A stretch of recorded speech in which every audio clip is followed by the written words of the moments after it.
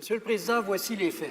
Le 30 novembre 2015, un individu a vendu 680 000 actions de la firme Morneau-Shepell. Une semaine plus tard, le ministre des Finances a déposé une mesure fiscale qui faisait perdre 5 à Morneau-Shepell. Tout à l'heure, le ministre s'est levé et a parlé en anglais. Je lui offre la chance maintenant de répondre clairement en français. Est-ce que c'est lui qui a vendu ses actions, oui ou non? Bravo. Premier ministre.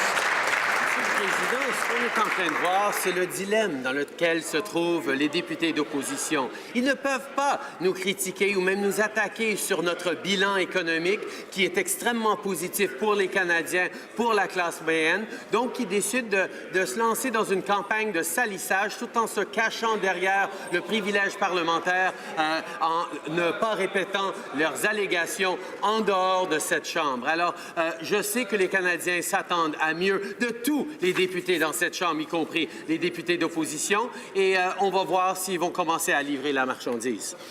Député Louis Saint-Laurent. Les Canadiens s'attendent à un gouvernement responsable. Les Canadiens s'attendent à ce que le ministre des Finances donne des réponses claires. Les Canadiens ne s'attendent surtout pas à ce que le premier ministre et le ministre des Finances soient sous enquête par le commissaire à l'éthique. Les Canadiens ne s'attendent surtout pas à ce que le ministre des Finances puisse nous dire si oui ou non, c'est lui qui a vendu les 680 000 actions une semaine avant qu'il dépose des mesures fiscales qui ont fait perdre 5 à sa compagnie familiale. Est-ce que oui ou non, c'est lui qui l'a fait? Voilà. Très honorable Premier ministre. Monsieur le Président,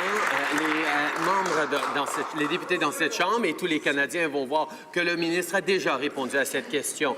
Mais il continue de faire une attaque de salissage parce qu'ils n'ont rien d'autre à faire. Ils ne peuvent pas nous critiquer parce qu'après 2 ans, on a déjà démontré un bilan économique beaucoup plus positif qui a aidé beaucoup plus de Canadiens qu'eux, ils ont pu faire en 10 ans malgré leur soi-disant expertise économique. Les conservateurs démontrent qu'ils ne sont que des coquilles vides par rapport à ça et c'est nous qui livrons en matière de croissance économique.